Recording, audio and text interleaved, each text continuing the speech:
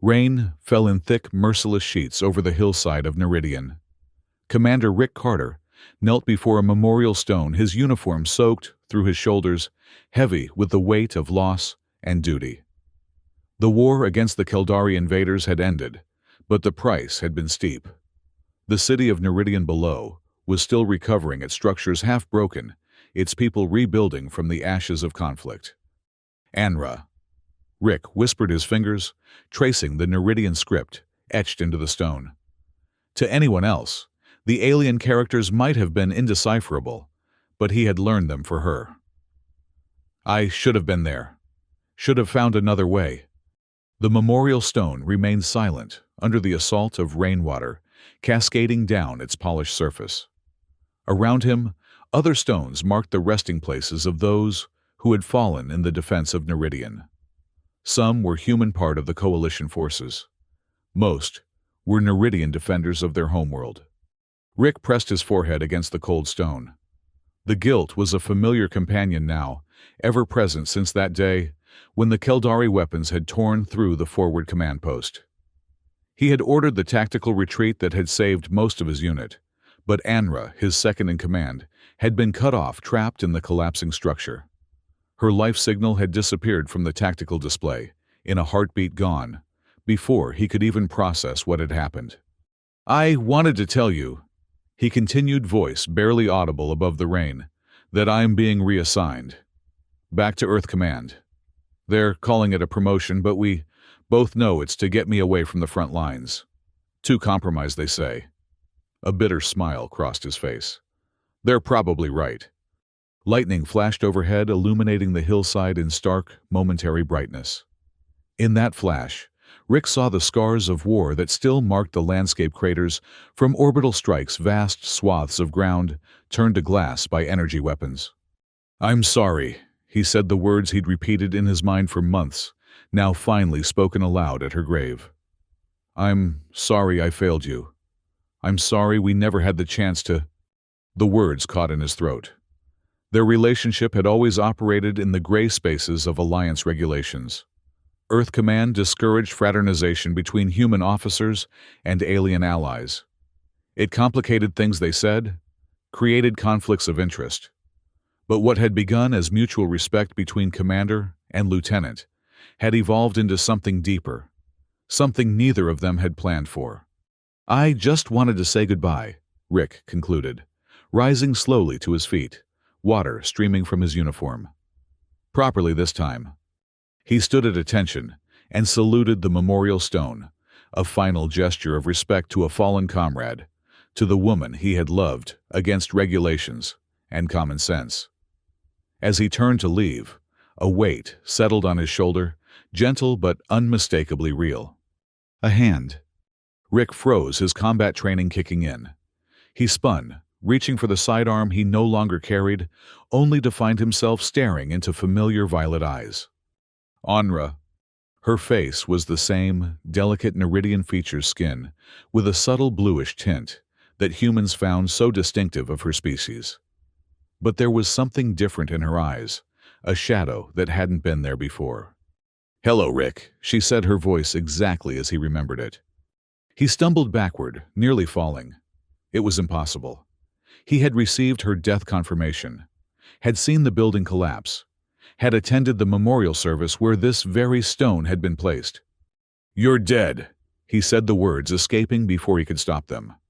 A sad smile touched her lips. I was. For approximately 3 minutes and 27 seconds. Rick reached out, half expecting his hand to pass through her form, to discover this was some cruel hallucination, born of grief and rain.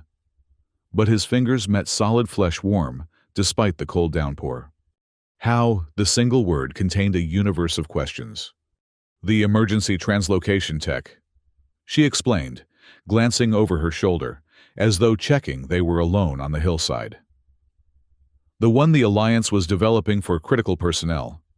It worked, but not quickly enough to prevent damage. Rick noticed now the scar that ran along her hairline, barely visible beneath her dark hair. The Project Phoenix, he breathed. He had heard rumors, classified whispers of an initiative to preserve essential Alliance mines, but it had been theoretical years from deployment. Yes, she confirmed. I wasn't supposed to be part of it. Wrong place, wrong time. When the building collapsed, the sensors detected my critical condition and activated the emergency protocol. They pulled me out, rebuilt what was damaged. But why the stone? Why let everyone believe? Because I didn't come back the same Rick. There was fear in her voice now, something he had never heard from her, not even in the worst of the fighting. They put something in me, an implant. And sometimes I have thoughts that aren't mine. A chill that had nothing to do with the rain ran through Rick. Who is they? Alliance Special Division, Black Division. She grabbed his arm, her grip tight with urgency. I escaped 4 days ago. They're looking for me. I needed to find someone I could trust, and I knew you'd come here eventually. You always did every week. Rick stared at her, processing. If what she was saying was true, they were already in danger. Alliance Black was the division that officially didn't exist, the one that operated outside standard military protocols. We need to move, he decided, years of command experience taking over. If they're tracking you. They are, she confirmed. But the storm is interfering with their scanners. It won't last. Rick looked back at the memorial stone, at the name that no longer belonged to a dead woman.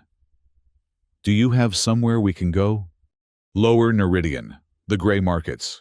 I know someone who might help with the implant. He nodded and took off his soaked military jacket, draping it over her shoulders. Let's go. You can explain everything on the way. As they moved down the hillside away from the memorial stone that now stood as a monument to a death that never quite happened, Rick felt something he hadn't experienced in months: purpose. And something else, something he had thought forever lost: hope. The rain-slicked streets of Lower Neridian reflected the dim glow of emergency lighting as Rick and Anra made their way through the city's underground sectors. The war had hit this area hard. Many of the buildings were still partially collapsed with makeshift supports, keeping the remaining structures from falling completely. The civilian population had mostly evacuated to safer territory, leaving these areas to those who preferred to operate outside Alliance regulation. The implant, Rick said as they ducked into an abandoned storefront to avoid a passing patrol. What exactly does it do? Anra pulled the jacket tighter around her shoulders, her eyes scanning the street outside.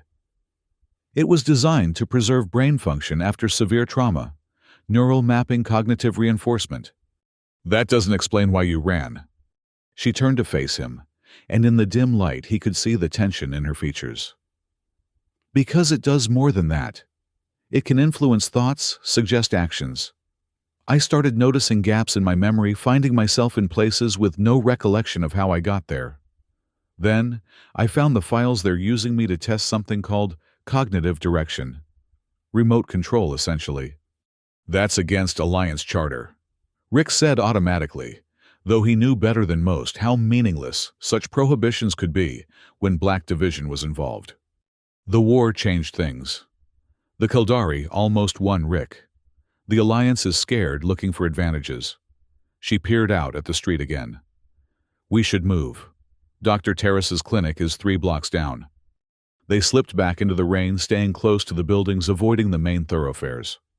Rick noticed Anra move differently now, more cautious, her natural Neridian grace tempered by something hesitant and uncertain. How did you escape? He asked, as they navigated through a partially collapsed alleyway. The implant has a power cycle. When it resets, there's a momentary lapse in its function. I noticed the pattern and used one of these resets to get away. But they'll have adjusted for that now. They emerged onto a wider street, where makeshift market stalls huddled under patched canvas awnings. The gray market, Neridian's shadow economy, where almost anything could be obtained for the right price. Despite the rain, figures moved between the stalls, trading goods and information. This way, Anra directed, leading him toward a structure that had once been a small medical facility. The Alliance insignia had been crudely removed from the wall, replaced with a simple geometric design that Rick recognized as the symbol used by independent medical providers. As they approached the entrance, Anra suddenly stiffened. "Down!" she hissed, shoving Rick into the shadow of a collapsed wall. A moment later, a group of figures in unmarked combat armor moved past their position. Not regular Alliance troops, no insignia, no standard formation. Mercenaries most likely contracted by Black Division to avoid official record. "How many?" Rick whispered once they had passed. "6 that I saw. Looking for me, not you. They don't know we've made contact yet." Rick considered their options. If they're sweeping the gray market, they must know you're after medical help. It was always a risk, she acknowledged. But Dr. Terrace is our best chance. He worked on the original implant design before the war, before he disagreed with how it was being used. When the street was clear, they continued to the clinic. The entrance was unremarkable, a simple door with a medical scanner meant to identify patients in need. Anra pressed her palm against it, and after a moment's delay, the door slid open. Inside the clinic was surprisingly well maintained compared to the war-ravaged exterior. Clean surfaces, functioning equipment, soft lighting that eased the strain on the eyes. "Anra," a voice called from behind a partition. "I was beginning to think you weren't coming." The man who emerged was tall and thin, with the characteristic features of someone who had spent too long on low-gravity stations. His hair was completely gray, but his movements were precise, deliberate. "Dr. Terrace," Anra greeted him. "This is Commander Rick Carter." The doctor's eyes widened slightly. "Earth Command. Interesting company you're keeping considering your situation." "He's trustworthy," Anra insisted. "And apparently believed dead," Rick added. "What exactly are we dealing with here, Doctor?" Terrace gestured for them to follow him deeper into the clinic. Something that should never have left the theoretical stage. The Phoenix implant was designed as a medical salvation, a way to preserve consciousness when the physical brain was damaged beyond conventional repair. But like most things the Alliance develops, it evolved. They entered what appeared to be an operating theater smaller than military grade but well equipped. Screens displayed various diagnostic readouts that Rick couldn't interpret. "The implant in Anra's brain isn't just preserving her." Terrace continued activating a scanner that projected a three-dimensional image of Anra's neural structure, with a small, glowing node visible at the base of her skull. "It's modifying her. Subtle directional impulses, prioritization of certain thoughts over others. In the most basic terms, it can make suggestions her brain interprets as its own ideas." "Mind control," Rick said flatly. "Not quite so dramatic. More influence. But yes, that's the eventual goal. Perfect soldiers who believe every order is their own brilliant idea." Anra's hands had clenched into fists. "Can you remove it?" Terrace's expression grew serious. "Not without risk. The device has integrated with your neural pathways. Removing it could cause significant damage. The best I can do is disable its influence functions, while leaving the life support elements intact." "How long would that take?" Rick asked, glancing toward the entrance. "The mercenaries wouldn't give up their search easily." 6 hours minimum. It's delicate work." Rick and Anra exchanged looks. It was longer than either of them had hoped, but there was no alternative. "We don't have anywhere else to go," Anra said finally. Terrace nodded. "I'll need to prep the equipment. Commander, there's a security terminal in the next room. You might want to activate whatever protocols this clinic still has. I suspect we're going to have unwelcome visitors before this is done." As Rick moved to the security terminal, the rain outside intensified drumming against the clinic's roof in a steady rhythm. He found himself counting the beats, a habit from his military training, focusing on a pattern to steady the mind in crisis. One thing was clear when Black Division found them, and he and Anra would need to be ready to run again. The question was, where could they go that the Alliance couldn't follow? The hours crawled by as Dr. Terrace prepared for the procedure. The clinic's security systems were outdated but functional. Rick had sealed all entrances except the main door and rerouted the building's power to ensure that even if the main grid was cut, they would have enough emergency supply to complete the operation. Anra sat on the edge of an examination table, her posture rigid with tension. "You didn't have to stay," she said, when Rick returned from his final security check. "This isn't your fight." "It became my fight the moment you showed up at your own grave," he replied, attempting a smile that didn't quite reach his eyes. "Besides, I've spent months thinking I lost you. I'm not eager to repeat the experience." She looked away. "I'm not the same person, Rick. The implant. It's changed things. Changed me. We've all changed. The war made sure of that." He moved closer, careful to maintain the professional distance that had been their public facade during their military service. But some things remain constant. The moment hung between them, weighted with unspoken words and the complicated reality of their situation. Before either could break the silence, Dr. Terrace returned. "We're ready," he announced. "Anra, I need you on the table. Commander, I could use an assistant if you're willing." The operating area was compact but efficient. Terrace had prepared a neural interface that would allow him to isolate the implant's control functions without triggering its security protocols. "The procedure works in stages," he explained, as Anra positioned herself on the table. "First, we map the current neural integration. Then, we identify the control pathways that need to be severed. Finally, we introduce a localized disruption that will disable those functions while preserving the life support aspects." "And if the implant detects what we're doing?" Rick asked. "It has defensive measures. Pain induction primarily to stop the host from tampering with it. In extreme cases, it can trigger a neural cascade that would effectively reset Anra's consciousness to a backup state." "Meaning what exactly?" "Meaning I would forget everything since the implant was installed," Anra answered. "Including escaping. Including finding you." Rick felt cold dread settle in his stomach. "Is there any way to prevent that?" "Move quickly," Terrace said grimly, "and hope we don't trigger the failsafes." As they prepared to begin, a soft alarm sounded from the security terminal. Rick moved swiftly to check it. "Proximity alert," he reported. "Someone's approaching the clinic. Multiple signatures." Terrace didn't look up from his preparations. "How long?" "Minutes, 5, maybe less. Not enough time to finish, but too far along to stop safely." The doctor made a quick adjustment to his equipment. "We'll have to proceed and hope your security measures hold them off long enough." Rick checked his position near the door, wishing he had more than the standard-issue sidearm he had acquired from the clinic's security locker. "I'll buy you as much time as I can." Anra's eyes found his across the room. "Be careful," she said softly. The procedure began with Terrace activating the neural interface. Anra's body tensed as the connection was established, her eyes closing against the discomfort. "Neural mapping initiated," Terrace reported. "First stage proceeding normally." On the security monitor, Rick watched as 6 figures appeared at the perimeter of the clinic.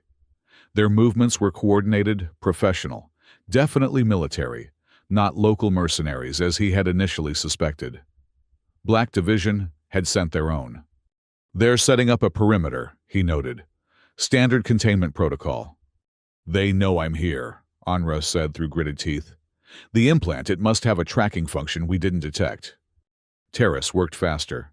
"Moving to stage 2. I've identified the control pathways, beginning isolation sequence." A sharp knocking echoed through the clinic, followed by a voice amplified by tactical equipment. "This is Alliance Security. We know you're in there. The building is surrounded. Come out peacefully." "Alliance Security doesn't exist in Lower Neridian," Rick muttered. "At least they're maintaining their cover story." The knocking came again, more insistent. "Final warning. We are authorized to use force." Rick positioned himself behind cover with a clear view of the entrance. "Doctor, whatever you're going to do it quickly." "Almost there," Terrace replied, his focus absolute. "Isolation complete. Beginning disruption sequence." On the table, Anra's body suddenly arched in pain. "Something's wrong," she gasped. "It's fighting back." Terrace's hands moved rapidly over the controls. "The implant's security protocols are more advanced than I anticipated. Adjusting approach." The front door exploded inward in a controlled detonation. Smoke filled the entryway as tactical lights cut through the haze. Down on the ground, hands where we can see them. Rick didn't hesitate. He fired 2 precise shots into the smoke, aiming not to kill, but to force the entry team to fall back and regroup. The tactic worked. The lights withdrew momentarily. 30 seconds, Terrace called out, his voice steady, despite the chaos. Hold them that long. The entryway erupted again as suppression fire poured in, designed to pin down defenders, rather than hit them directly. Rick returned fire selectively, conserving ammunition, and forcing the assault team to proceed cautiously. Neural disruption at 60%, Terrace reported. 70, 80. A flash grenade bounced into the clinic. Rick kicked it back toward the entrance just before it detonated, the blast temporarily disorienting the assault team. 90%, almost there. 2 armored figures pushed through the smoke. Rick targeted their less protected joints, forcing them to retreat again. Disruption complete, Terrace finally announced. Implant control functions disabled. On the table, Anra gasped as if surfacing from deep water, her eyes flying open. It's gone, she whispered. The pressure in my head, it's gone. We need to move, Rick urged, firing his last rounds to keep the assault team at bay. Now. Terrace helped Anra from the table. There's a maintenance tunnel in the back, connects to the old water reclamation system. They won't be able to track her now that the implant's control functions are offline. What about you? Rick asked as he reloaded with Terrace's spare ammunition. I've evaded Alliance attention for years, the doctor said with a grim smile. I'll make sure they focus on me while you two escape. Besides, he added, pressing a small data chip into Anra's hand. You have more important concerns. That's everything I extracted from the implant during the procedure. Information they never intended anyone to see. Anra clutched the chip tightly. Thank you, Doctor. The assault team was regrouping for another push. Rick could hear their commander issuing orders. Go, Terrace urged them. Second door on the left behind the supply cabinet. As they moved toward the escape route, Rick paused. We'll find a way to help you, Doctor. Terrace shook his head. Just make whatever's on that chip worth it. The hidden tunnel was narrow and damp, clearly part of Neridian's original infrastructure, before the Alliance had helped rebuild the city's primary systems. They moved as quickly as possible, putting distance between themselves and the clinic. Do you think he'll be all right? Anra asked as they navigated through the dim passage. Terrace is clever. He wouldn't have survived this long otherwise.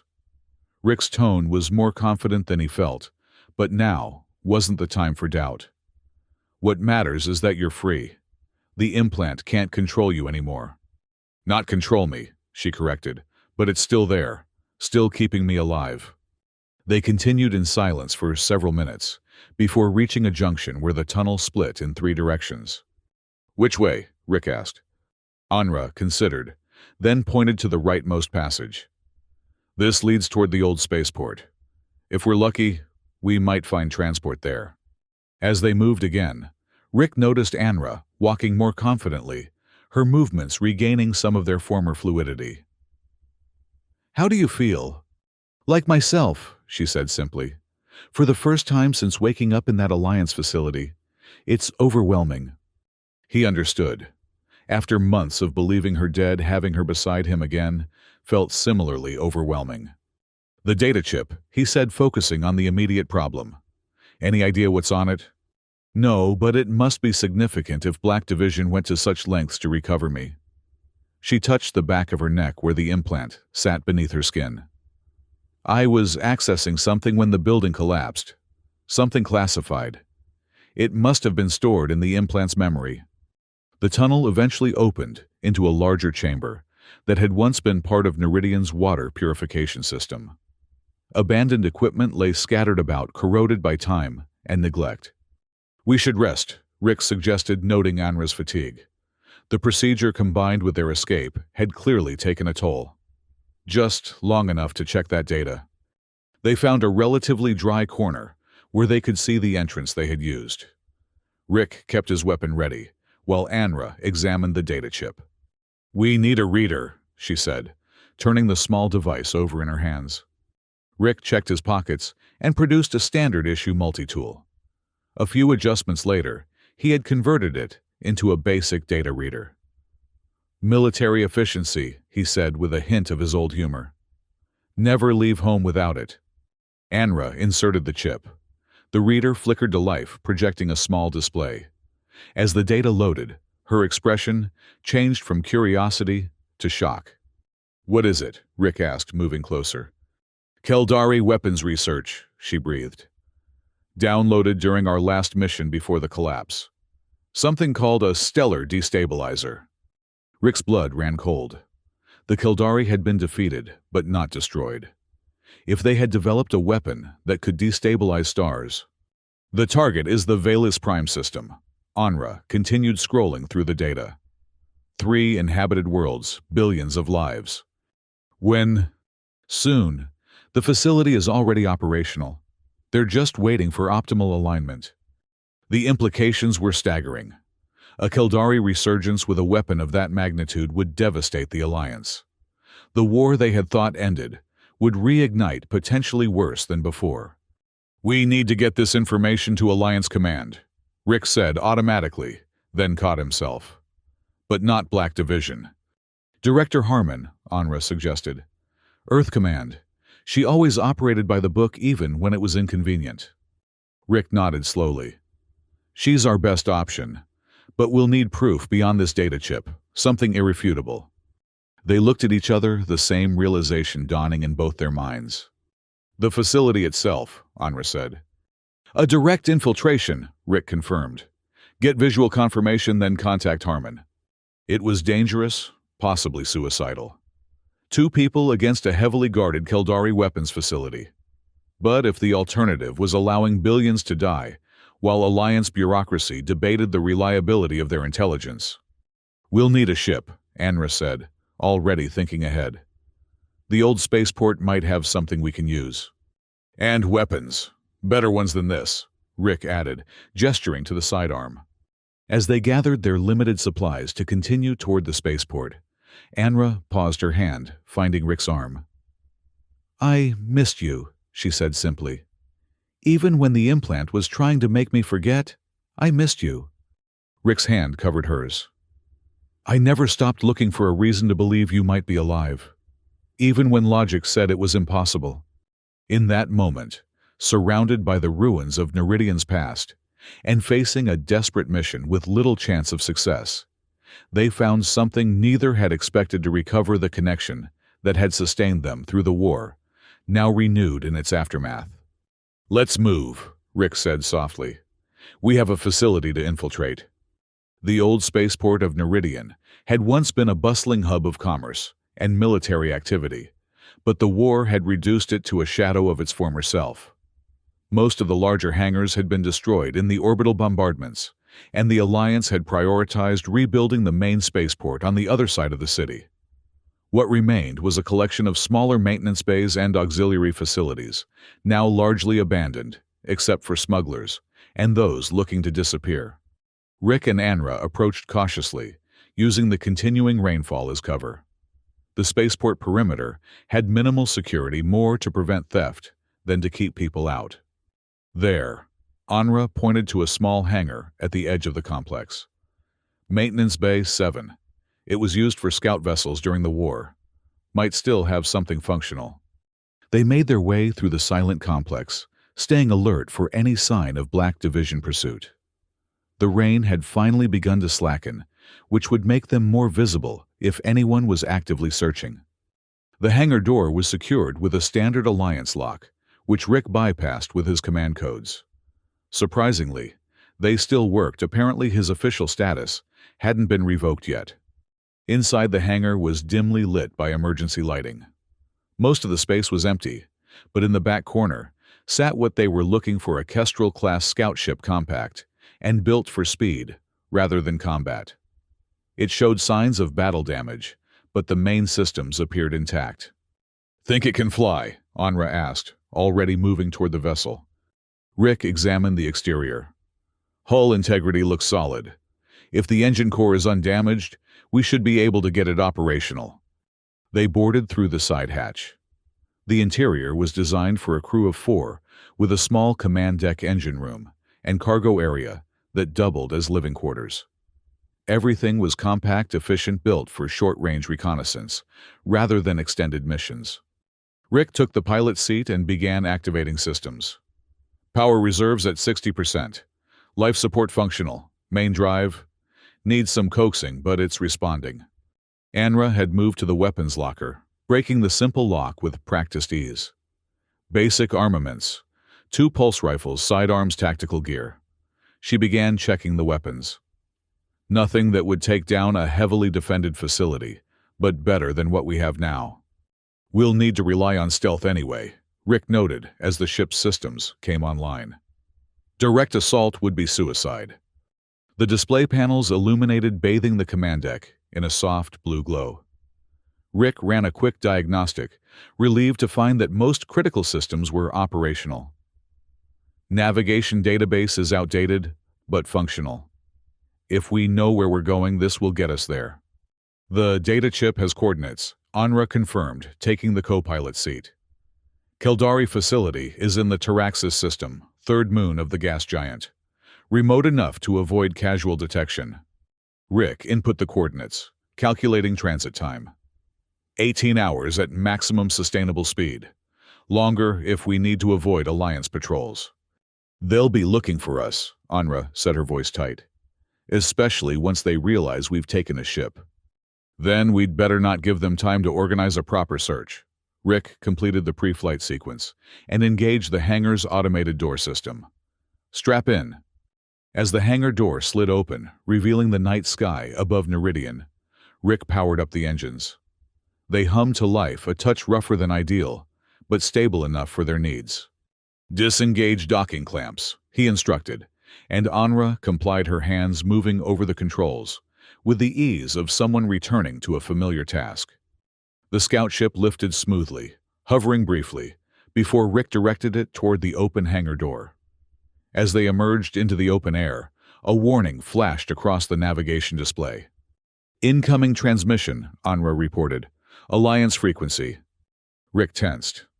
Could be automated, or could be they've found us already. They exchanged a look, and without needing to discuss it further, Rick accelerated the ship upward, pushing the engines harder than was strictly advisable for an atmospheric ascent. The scout ship shuddered under the strain, but held together as they climbed rapidly through Neridian's cloud layers. Atmospheric exit in 30 seconds. Anra announced, her eyes on the readouts. No pursuit detected yet. The ship broke free of Neridian's atmosphere into the dark silence of space. The planet stretched below them, a curved expanse of blue and green, partially obscured by swirling cloud patterns. Rick set a course away from the main space lanes, where Alliance patrol vessels would be most concentrated. Once we're clear of the immediate planetary defense grid, we'll make the jump to faster than light. For several tense minutes, they monitored the sensors for any sign of pursuit. When none appeared, Rick engaged the FTL drive. The stars outside the viewports elongated into streaks of light as the scout ship accelerated beyond conventional speed. Course set for the Taraxis system, he confirmed. ETA 18 hours 14 minutes. With immediate danger past, a heavy silence fell between them. For the first time since Anra had appeared at her own memorial, they had a moment to truly process everything that had happened. We should rest in shifts, Anra suggested finally. The ship can maintain course automatically, but one of us should stay alert in case of pursuit. Rick nodded. You first. The procedure took a lot out of you. She didn't argue, which told him just how exhausted she must be. As she made her way to the small crew quarters, Rick remained at the controls, watching the hypnotic flow of FTL space outside the viewports. Alone with his thoughts, the full weight of their situation settled on him. They were now fugitives from the very alliance they had fought to protect. They were heading toward a Keldari weapons facility with minimal equipment and no backup. And Anra, whom he had mourned for months, was alive, but forever changed by what had been done to her.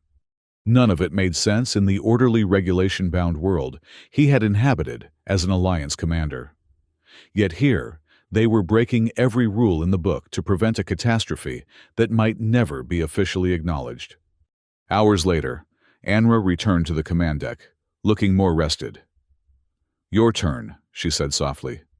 "I'll monitor our course." Rick hesitated, then nodded. "Wake me if anything changes." In the small crew quarters, he stretched out on one of the narrow bunks, not expecting to actually sleep. To his surprise, exhaustion claimed him almost immediately. He dreamed of Neridian's hillside of rain and memorial stones. But in the dream, when he turned at the touch on his shoulder, there was no one there, just empty air, where Anra should have been. Rick woke with a start, momentarily disoriented, until he remembered where he was. The scout ship hummed around him, the sound of its systems operating normally, a reassuring constant. He returned to the command deck to find Anra studying the data from the chip more carefully. "Find anything new?" he asked, taking the seat beside her. "Details on the facility's security systems," she replied. "Standard Keldari protocols, but with some modifications. They're running a minimal crew, probably to avoid detection." "That works in our favor," Rick noted. "Fewer personnel to avoid." Anra nodded, still scrolling through the data. "There's something else. The stellar destabilizer isn't just a weapon, it's a test. If it succeeds against Valus Prime, they plan to use it against major Alliance homeworlds. Including Earth and Neridian," Rick concluded grimly. "Yes, this isn't just about winning the war. It's about eliminating any possibility of future resistance." The stakes were even higher than they had initially believed. This wasn't just about preventing a single atrocity, it was about stopping what could become a systematic extermination of entire civilizations. "We have no choice," Rick said with quiet determination. "We have to succeed." Anra's hand found his in the space between their seats. "We will." The remainder of their journey passed in careful preparation. They studied the facility schematics derived from the intelligence data planned approach vectors and checked their limited equipment repeatedly. Sleep came in short shifts, neither willing to remain unconscious for long in case something went wrong. As they approached the Taraxis system, Rick deactivated the FTL drive, bringing them back to conventional space, at a safe distance from any potential sensor arrays. "Passive scans only," he instructed, as they proceeded under minimal power. "We don't want to announce our presence." The gas giant Taraxis loomed ahead, a swirling mass of amber clouds, banded with darker striations. Its third moon was small and rocky, with a thin atmosphere, barely suitable for supporting the facility built into its northern hemisphere. "There," Anra pointed to a reading on their sensor display. "Energy signature consistent with the specifications in the data. That's our target." Rick maneuvered the scout ship into a high orbit of the moon, positioning them so that the bulk of the celestial body would help shield them from the facility's sensors. Surface approach in a maintenance pod," he suggested, indicating the small utility craft docked at the rear of their ship. "Less detectable than landing the whole vessel." Anra agreed, and they transferred their weapons and equipment to the pod. It was designed for repair operations on the ship's exterior, not planetary descents, but it would serve their purpose, a one-way trip to the surface. "Ready?" Rick asked as they secured themselves in the cramped confines of the pod. Anra checked her weapon one final time. "Ready." He initiated the launch sequence, and the pod detached from the scout ship with a metallic clunk. Using minimal thrusters to avoid detection, they began their descent toward the facility below. The approach took longer than a direct landing would have, with Rick carefully managing their trajectory to mimic naturally occurring debris as much as possible. As they entered the moon's thin atmosphere, the pod began to heat, its external temperature climbing rapidly. "Hull integrity at 80%, Anra reported. 75. This wasn't designed for atmospheric entry." "Almost there," Rick assured her, adjusting their course. The facility was now visible on their basic scanners, a sprawling complex built partially underground, with only minimal structures exposed on the surface. "Landing zone identified," he said, indicating a maintenance area near the facility's perimeter. "Least defended section according to the schematics." The pod shuddered as Rick fired retro thrusters to slow their descent, The landing was rough, the pod skidding across the rocky surface, before coming to rest against a low ridge that helped conceal it from immediate view. "Hull breach in the aft section," Onra noted calmly. "Not that it matters. We're not going back up in this." They donned the lightweight environmental suits, included in the scout ship's emergency equipment. The moon's atmosphere was technically breathable in an emergency, but too thin for sustained activity. "Oxygen for 6 hours," Rick confirmed. "More than enough time to get what we need and get out one way or another." They exited the damaged pod, finding themselves on a desolate rocky plain. The facility was visible about half a kilometer away, its angular structures rising from the dusty surface, like the geometric bones of some massive creature.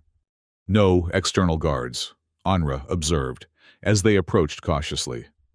"They're relying on remoteness and automated defenses."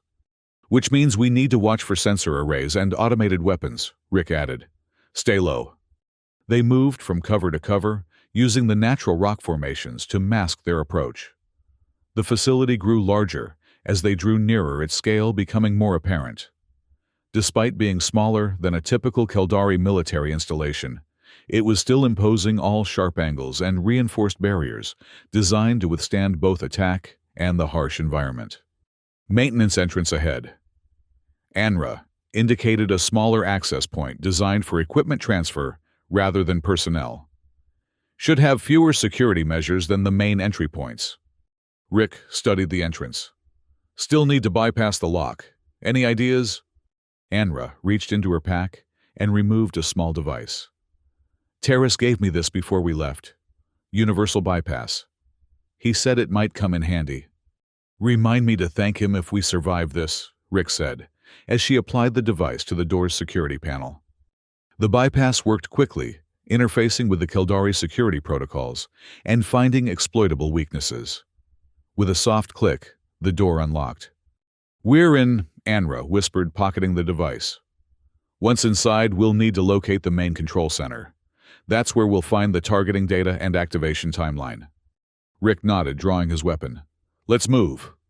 The interior of the facility was utilitarian, designed for function rather than comfort.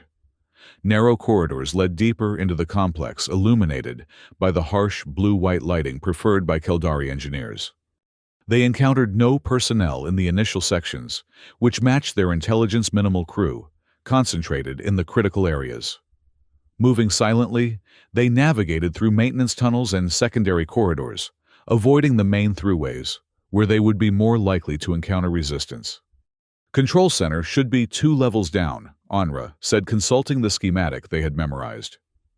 "There's an access shaft that bypasses the main lifts."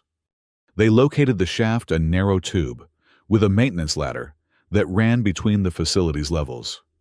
It was tight, clearly not designed for regular use, but it served their purpose perfectly. As they descended, the ambient hum of machinery grew more pronounced.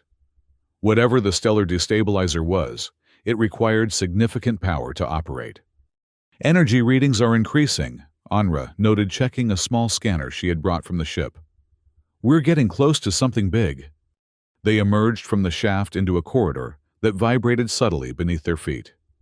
The air here was warmer, charged with the distinctive odor of Keldari power systems like ozone, with an underlying metallic tang. Moving more cautiously now, they approached a sealed doorway, marked with Keldari warning symbols. Beyond it, according to their information, lay the primary control center for the weapon. "2 guards," Rick whispered, spotting movement through a narrow observation panel. "Armed with standard Keldari pulse rifles." "Can we bypass them?" Onra asked. Rick shook his head. "Not without alerting the entire facility. We need to neutralize them quickly and quietly." They prepared their weapons, switching from lethal to stun settings, not out of mercy, but practicality. A dead guard might be discovered, but an unconscious one placed back at their post might buy them additional time before the alarm was raised. On 3, Rick counted down silently with his fingers. They burst through the door in perfect coordination, each targeting 1 guard. The Keldari soldiers were fast, their reflexes honed by genetic enhancement, but they were unprepared for such a direct assault in what they had considered a secure facility. The stun blasts caught both guards in the chest, dropping them instantly. Rick and Anra moved quickly to secure the unconscious Keldari, binding them with restraints from their utility belts, and positioning them in a way that wouldn't be immediately obvious to a casual observer. Control Terminal. Anra identified the main console, moving toward it with purpose. "I'll need a few minutes to access the weapon systems." "Make it quick," Rick urged, taking a position where he could watch both the entrance and her progress. "We were lucky with the guards, but that luck won't hold forever." Anra's fingers flew over the terminal, navigating the Keldari interface with practiced ease. Her time as a liaison officer during the war had required her to become familiar with enemy systems, a skill that now proved invaluable. "I'm in," she announced after several tense minutes. "Accessing targeting data now." The main display illuminated with a star chart, showing the Vales Prime system, highlighted among its neighbors. Various metrics scrolled alongside it: energy calculations, gravitational assessments, projected impact scenarios. "It's worse than we thought," Anra said, her voice tight. "The destabilizer doesn't just damage the star, it triggers a cascading reaction that causes it to go nova prematurely. Billions would die in minutes with no warning, no time to evacuate." "When?" Rick demanded. "Firing window opens in 22 hours. She continued accessing files, downloading critical data to a portable device.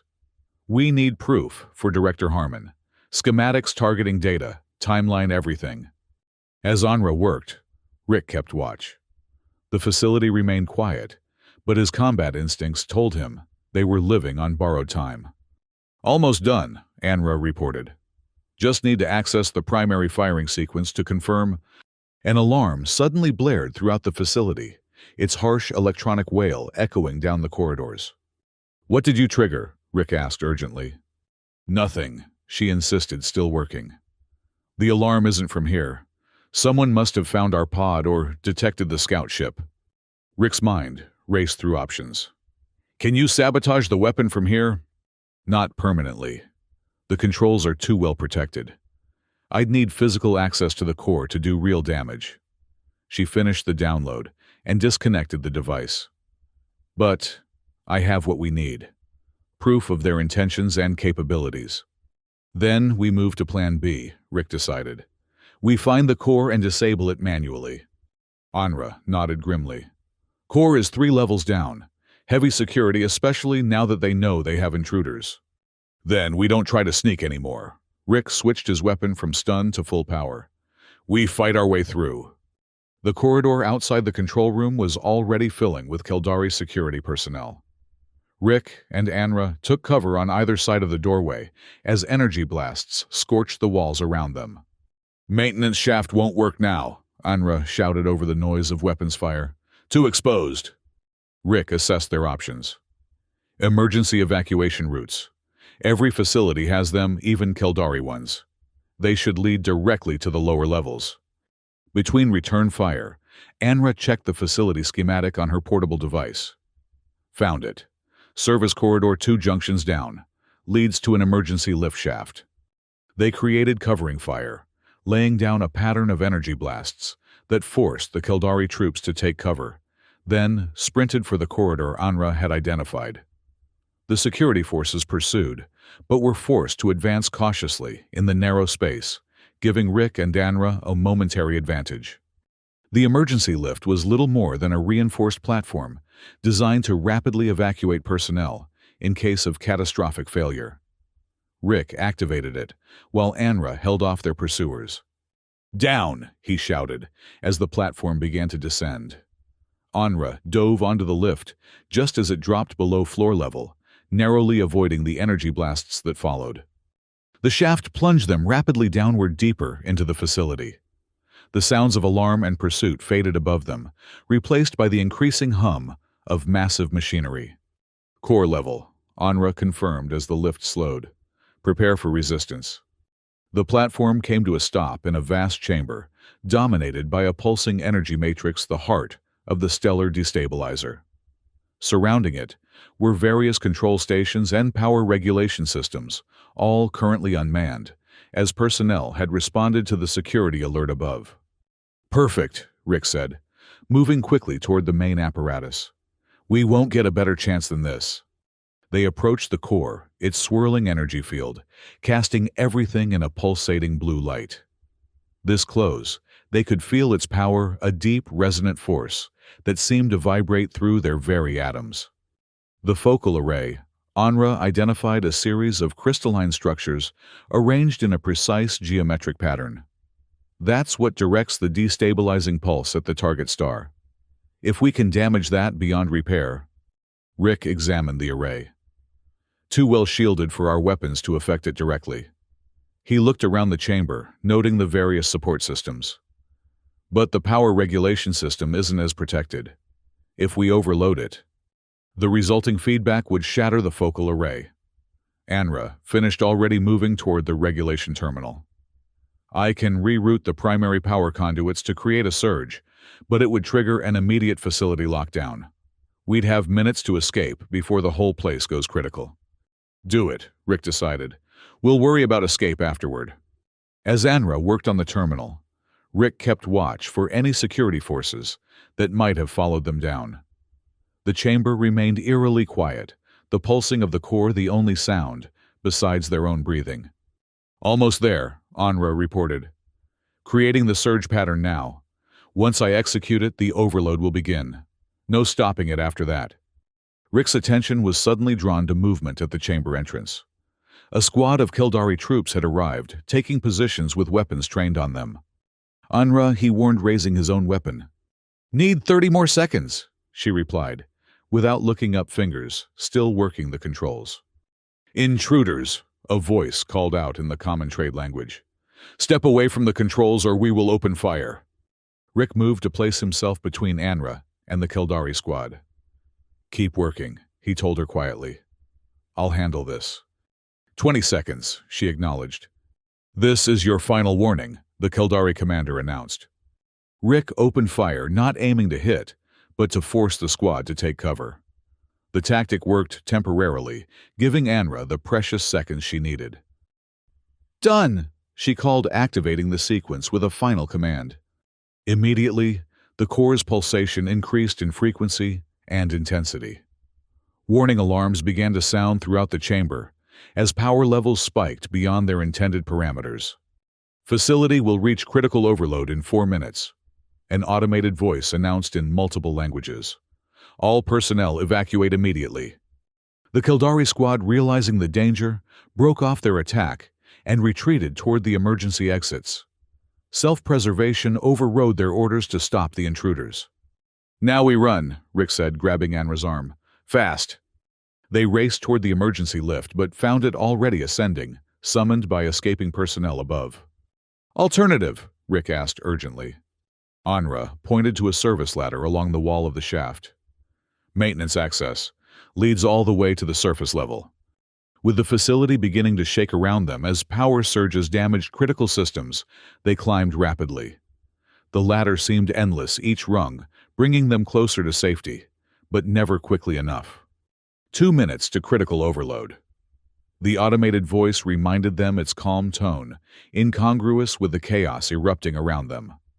They reached the surface level, to find it largely abandoned, the Kildari personnel having already evacuated to a safer distance.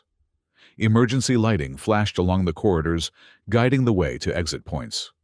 "This way," Rick directed, leading them toward the maintenance entrance they had originally used to infiltrate the facility. As they emerged onto the moon's surface, they could see Kildari evacuation vessels already lifting off the facility's personnel, fleeing before the imminent destruction. "We need transportation," Anra pointed out, as they put distance between themselves and the facility. "The pod is destroyed, and the scout ship is in orbit." Rick spotted a small Kildari shuttle that had not yet departed its engines, cycling through pre-flight checks. "There," he said, breaking into a run toward it. The shuttle's pilot, seeing them approach, reached for a weapon. Rick fired first, the energy blast catching the Kildari in the shoulder and spinning him away from the controls. Sorry about this," Rick said as they boarded and secured the injured pilot, administering a basic medical patch from their supplies, before moving him safely away from the shuttle. 1 minute to critical overload. The facility's announcement could still be heard transmitted to all nearby vessels. Anra took the pilot's seat quickly, familiarizing herself with the Keldari controls.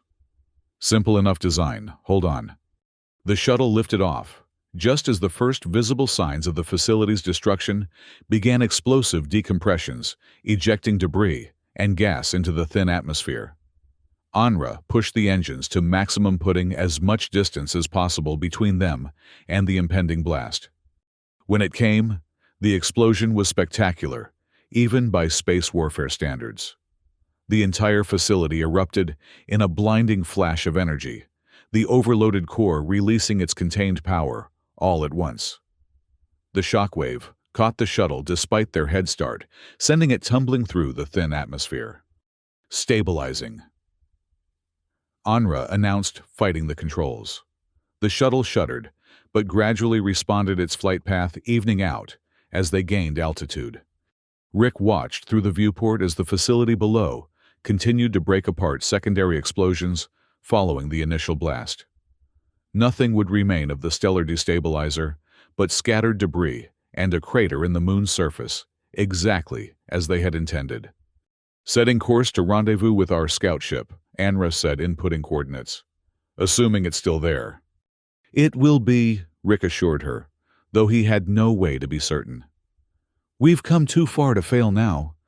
As the shuttle broke free of the moon's gravity and headed toward their hidden scout ship, both allowed themselves a moment of relief. The immediate threat had been neutralized. The stellar destabilizer would not fire on Valus Prime, and the Keldari would need time to rebuild their weapon, time the Alliance could use to prepare defenses once they knew what they were facing. But their mission wasn't over. They still needed to deliver the proof to Director Harmon, still needed to expose the existence of both the Keldari weapon and the Alliance's Project Phoenix. And they would need to do it while evading the Black Division forces that would undoubtedly still be hunting them. Think we made it? Anra asked as they approached the coordinates where they had left the scout ship. The answer came a moment later, as the small vessel appeared on their scanners, still in its holding position, undetected by either Keldari or Alliance forces. We made it, Rick confirmed. First part anyway. Their return to Alliance space was tense, but uneventful. Using the stolen Keldari shuttle to reach their scout ship, they transferred the critical data and set the empty shuttle on a course that would eventually send it into Taraxis itself, eliminating evidence of their escape method. The scout ship's systems, while basic, included enough communication capability to send a secured transmission to Director Harmon's personal channel, a risk, but a necessary one. Message sent, Rick confirmed as they entered the outer reaches of Alliance territory. Now, we wait. The response came more quickly than either had expected, a set of coordinates and a simple acknowledgement code that indicated Harmon was willing to meet. Could be a trap, Anra noted, as Rick adjusted their course. Possibly. But Harmon has always been practical above all else. She'll want to see what we have before deciding what to do with us. The meeting location was a small monitoring station in a remote sector of Alliance space, staffed by a minimal crew, and officially tasked with observing stellar phenomena, a perfect cover for clandestine meetings. As they approached, a single Alliance vessel appeared on their scanners, not a warship, but a diplomatic courier. Small, fast, and typically used for sensitive missions. That's Harmon's style, Rick observed. Minimal profile, maximum efficiency. They docked at the station, both tense and alert for any sign of deception. When the airlock cycled open, Director Harmon stood alone on the other side, her silver-streaked hair and crisp uniform exactly as Rick remembered. Commander Carter, she greeted him formally. And Lieutenant Anra, back from the dead, I see. Not by choice, Director, Anra replied. Harmon nodded curtly. So your message indicated. You have evidence. Rick handed over the data device containing everything they had retrieved from the Keldari facility. Stellar destabilizer, capable of triggering premature nova in target stars. The Kildari were planning to use it against Valus Prime, then Earth and Neridian. Harmon asked, her emphasis subtle but clear. The facility has been destroyed, Anra confirmed. But the technology still exists. They can rebuild. Harmon activated a secure terminal and inserted the device quickly, scanning its contents. Her expression remained neutral, but Rick could see the subtle signs of shock in her posture, in the slight widening of her eyes. "This is genuine," she said finally. "And deeply concerning." She turned to face them. "What do you want in return for bringing this to me?" "The truth about Project Phoenix," Rick said without hesitation. "And an end to the implant program. No more soldiers controlled by embedded technology." Harmon's gaze shifted to Anra. "The implant keeps you alive." "The medical functions do," Anra agreed. "The control functions have been disabled thanks to Dr. Terrace." At the mention of Terrace, Harmon's expression tightened. "I should have known he was involved. Always one step ahead of regulations." She seemed to come to a decision. "I can present this evidence to the Alliance Security Council. With proof of a weapon of this magnitude, they'll have no choice but to act." "And Black Division," Rick pressed. "Will be investigated," Harmon promised. "Not dismantled, the Alliance still needs its covert capabilities, but redirected. No more unauthorized experiments on our own people." It wasn't everything they had hoped for, but it was a start. More importantly, it was probably the best they could realistically achieve. "What about us?" Anra asked directly. Harmon considered this. "Officially, you're both still heroes of the Kildari conflict. Commander Carter, your promotion can be reinstated if you wish it. Lieutenant Anra, your situation is more complicated." "I don't want to return to active duty," Anra said firmly. "I want to go home, to Neridian." "That can be arranged," Harmon agreed. "With certain conditions. The implant must be regularly monitored by Alliance medical personnel to ensure both your health and that the control functions remain disabled." Rick felt a surge of protective anger. "You still don't trust her." "I trust both of you," Harmon corrected. "But I also understand the technology involved. Precautions are necessary not because of who she is, but because of what was done to her. Surely you can appreciate that distinction, Commander." Put that way, it was hard to argue against. Rick looked to Anra, who nodded her acceptance of the terms. "Then we have an agreement," Harmon concluded. "Return to Neridian. I'll handle the political aspects and ensure your safety from any remaining Black Division elements that might not appreciate your initiative." As they prepared to leave, Harmon added, "For what it's worth, I never approved the control aspects of Project Phoenix. Medical salvation is one thing. Mind control is quite another." It wasn't an apology, Harmon wasn't the type, but it was an acknowledgement. For now, that would have to be enough. The journey back to Neridian was quiet, each of them processing the events of the past days and the uncertain future ahead. With Harmon's intervention, they would be safe from official pursuit, but the world they were returning to was not the same one they had left. "What will you do?" Anra asked, as the blue-green sphere of Neridian appeared on their view screen. Rick considered the question. "I don't know. After believing you were gone, after everything we've seen, the Alliance doesn't feel like home anymore. Neridian has always welcomed humans who seek a different path," she suggested carefully. "Those who find Alliance structure too constraining." The implication was clear and deeply tempting. No more regulations keeping them apart. No more divided loyalties. "It would mean leaving my commission," Rick noted. "Everything I've worked for." "Yes," Anra acknowledged, "but perhaps gaining something else in return." As they entered Neridian's atmosphere, the familiar contours of the landscape spread out below them.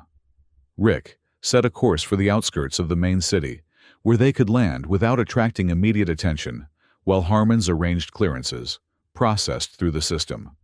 "I need to visit somewhere first," Anra said suddenly. "Before we decide anything." Rick understood immediately. "The hillside, the memorial." She nodded, and he adjusted their course accordingly. The rain had stopped by the time they reached the memorial ground, the skies cleared to reveal Neridian's twin moons, hanging low on the horizon. The stone that bore Anra's name still stood among the others, a monument to a death that had been brief but consequential.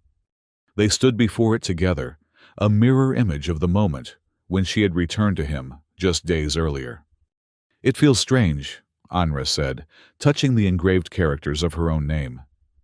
"To see this, to know that for a time I was truly gone from this world." "What do you remember?" Rick asked.